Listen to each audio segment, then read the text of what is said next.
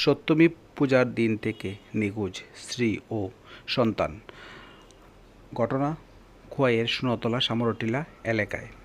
আজ গৃহবধূর স্বামী খোয়াই মহিলা থানায় বেলা 1টা নাগাদ আসে নিখোঁজ ডায়েরি করার জন্য। ঘটনার বিবরণে জানা যায়, সোনাতলা এলাকার এক গৃহবধূ ও তার সন্তানকে নিয়ে সপ্তমী পূজার দিন থেকে নিখোঁজ। স্বামী বদরপুর এলাকা থেকে এসে দেখতে পায় স্ত্রী ও সন্তান নেই। বিভিন্ন জায়গায় খোঁজাখুঁজি করার পরও কোথাও সন্ধান পায়নি। অবশেষে আজ খোয়াই মহিলা থানায় এসে মহিলা থানা পুলিশের দ্বারস্থ হয়।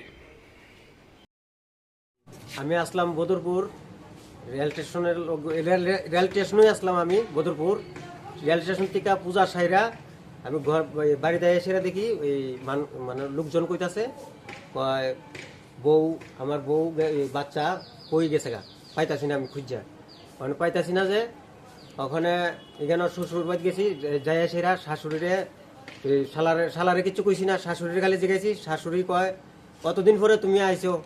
তাই আমি কইছি না এতদিন পরে না, আমি শুনছি দিক কই, আমি এমন কাজ শুনছি দিক কই, আমি আয়া খোঁজ করছি সঠিক না বেঠিক। যদি এটা সঠিক হয় তাহলে তো আমার সঠিকভাবে কাজ করতে হইব, বেঠিক হইলেও বেঠিকভাবে কাজ করতে হইব।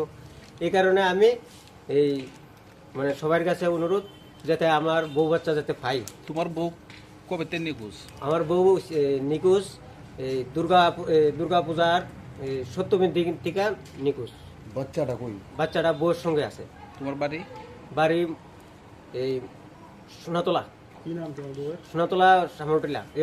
বউয়ের নাম রত্না ভট্ট, আর আমার বাচ্চার নাম হয়েছে রেশমি শুক্ল দাস। তোমার নাম? আমার নাম সঞ্জয় শুক্ল দাস।